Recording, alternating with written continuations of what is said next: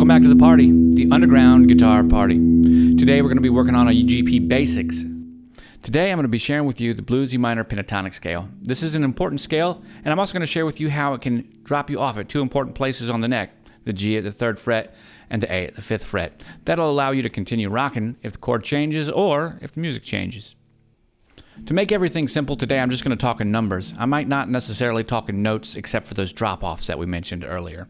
The shape that I'm going to share with you is best practiced with 4 fingers, but we're going to start with just 1 finger and work our way up.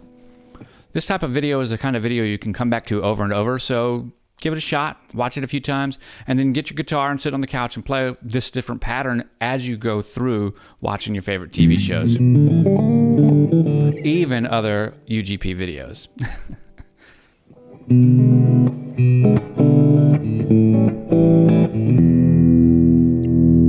That's the music that usually plays underneath this beautiful bluesy minor pentatonic scale that we're going to be going over today. So if that sounds familiar, it's because you've heard it 1,000 times. The shape that we're going to use, we're going to talk about in terms of numbers. And we're going to talk about the strings just in terms of open and closed, as E is our 6th string, A is our 5th string, and so forth down.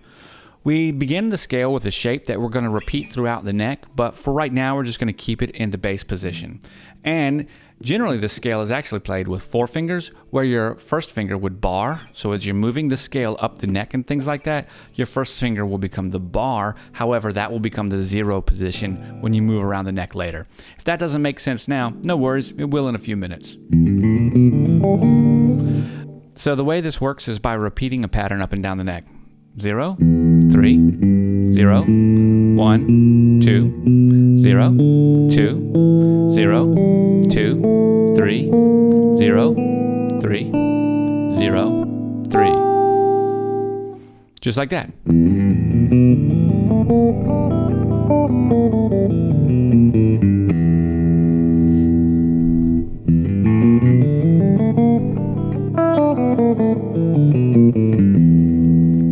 Just like that. So we're going to play it together. Remember the pattern is 0, 3, 0, 1, 2, 0, 2, 0, 2, 3, 0, 3, 0, 3. And then it goes back down the same way.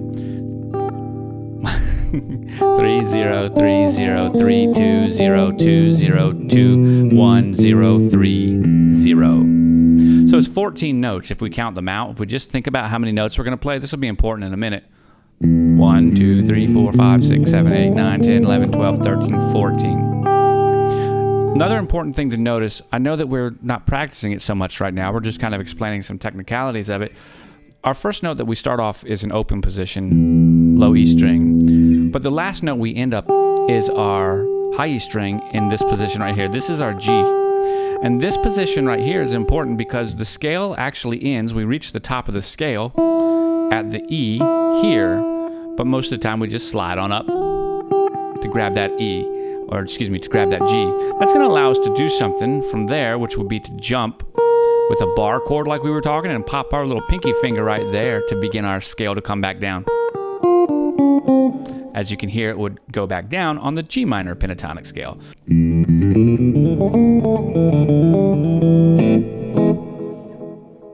So let's talk about this a little bit again. Let's do it again. Ready?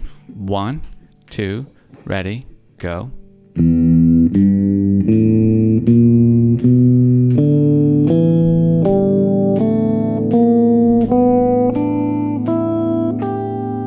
coming back down.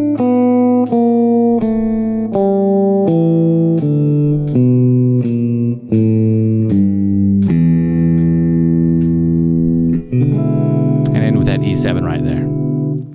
That's the scale. That's the entire scale.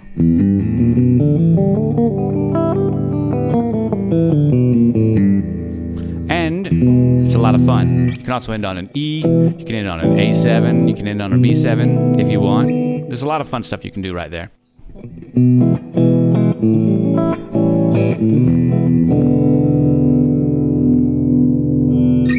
Let's go ahead and talk about that picking pattern for a second. Notice I'm just using my hands, right? Nothing special going on here, but I am using my thumb in an alternate up and down position, right? So as I pick it, I'm just picking with my thumb, and I'm using the fat part of my thumb over there by the cuticle, by the end of my nail. That allows me to get a dig into it, and I've done it enough that it's kind of tough right there. So it works pretty nicely. It might take a minute for you to develop that callus, but you'll get there. When we begin this, you might start by using one finger and do all down strokes with your thumb. Down, down, down, down, down, down, down, down, down, down, down, down, down, down, down, down, down. That's great, but it won't allow us to have that legato or that little triplet kind of feel that we want to get to it in just a minute. If you want it to feel like it moves smoothly like that, you're going to need to learn down and up strokes. Now, at the beginning, while we're learning this right now, using one finger and your down strokes is a great place to start. However, when we begin using our upstrokes, we also want to begin using our additional fingers. So we downstroke and we look at the frets and we think about the frets as fingers. Remember, we're going to continue using our first finger as that bar finger or the open finger. And the other frets we're going to use with our ring finger and our middle finger. So in this case, because of the way we're actually moving this, the reality is I'm going to use my ring finger for the 3rd fret, my middle finger for the 2nd fret, and my first finger for the 1st fret notes. So when I strum down or pick down, open. Now I'm up strum with my thumb. I went down on my ring finger, came down. We've opened on the E string, on the A string, excuse me. That's at the 1st fret. Up. And we can slide on that.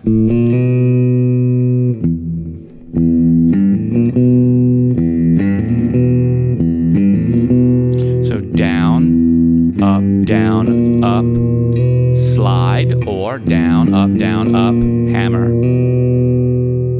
That hammer is with our 2nd finger, our middle finger, on the 2nd fret of the A string.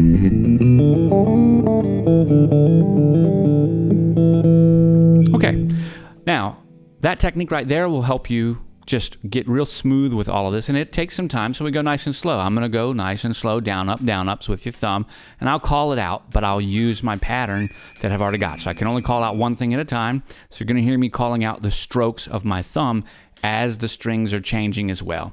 So 1, 2, ready, go. Down, up, slide, down, up, slide, down, up, down, slide, down, up. Okay? And actually, now that I'm thinking about it, I think I didn't hit that blues note on the A string. However, that's okay right there. You get the point. We want to go down, up. So, we want to go down, up, and we want to alternate our fingers. And it's just as simple as that. I can't show it to you anymore. You just need to go practice your 0, 3, 0, 1, 2, 0, 2, 0, 2, 3, 0, 3, 0, 3. Up and back down. It's just as simple as that. Now let's move on to the next part, the drop-offs. When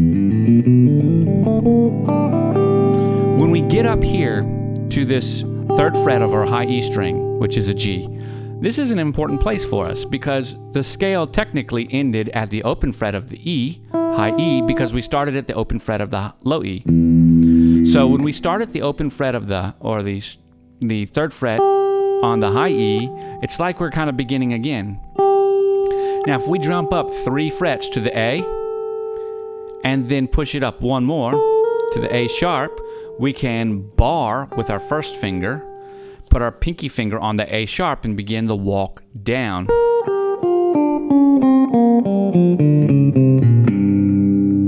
Now, in this position, when we let go, we get a note that open E is just a little bit too low. What we really want is the F. So we can walk back up to that G. Let's try that again. We have a bar going across the 3rd fret, and we're using our pinky up on the 4th fret. Well, the 4th fret up, it's actually this 6th fret. We're the A sharp.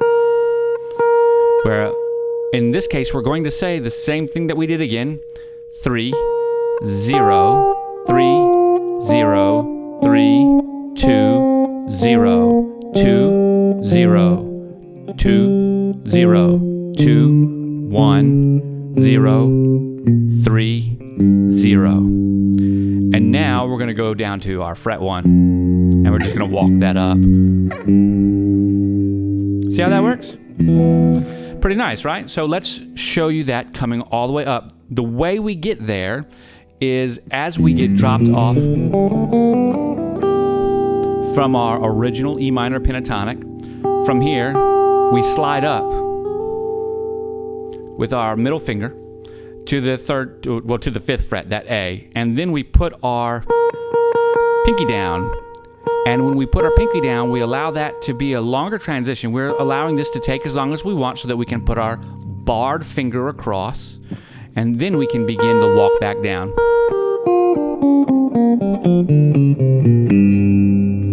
And remember, we go to that F, F sharp, G.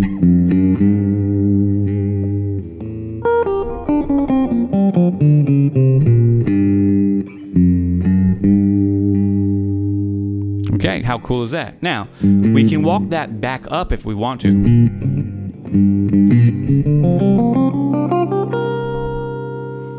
Pretty nice. And from there, we can slide it back down to the 5th fret A, back down to the 3rd fret G, and then end our scale.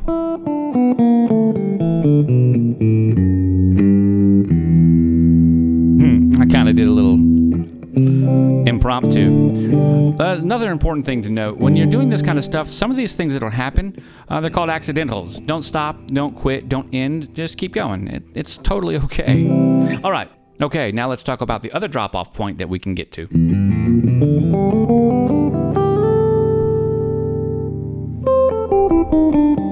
Maybe you saw what I did there. I walked up to that G, slid up to the A like we did just a minute ago, and this time with my finger on the 8th fret, which is the 5th fret of the high E, I put my pinky finger on 4 frets up from that, 5th, 6th, 7th, 8th. So I'm at, I guess not 4, 8, the 8th fret. So at this point in time, I'm now able to do that same walk down. It's the same shape.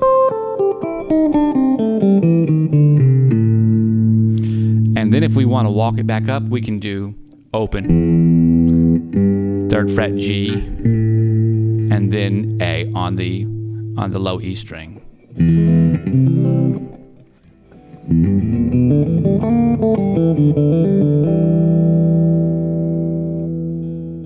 Okay, so let's put a bow on this. What did we learn? Today we went over the open pentatonic scale, and we learned that the open pentatonic scale, that 0, 3, 0, 1, 2, 0, 2, 0, 2, 3, 0, 3, 0, 3, that scale, that shape, is actually the exact same shape up and down the fretboard. The difference is we don't use our barred finger at the 1st fret because we have the nut. And we can move that shape wherever we want. We learned some interesting drop-off points today, and the first drop-off point that we learned was how to get the G by sliding up to the A and then adding our pinky. When we add our pinky, that allows us to slap our bar down where we started, where we got dropped off, which was the G. And then we can begin our shape back down. We use that exact same principle when we're on the G and we want to slide up to the A. Exactly the same. So wherever our drop-off point is, we just shoot our little pinky up there and begin the scale on the way back down. We just walk it back down. And the last thing that we learned is we wanted to alternate our thumb so that we could get our picking to sound very smooth. And the reality is that these are triplets.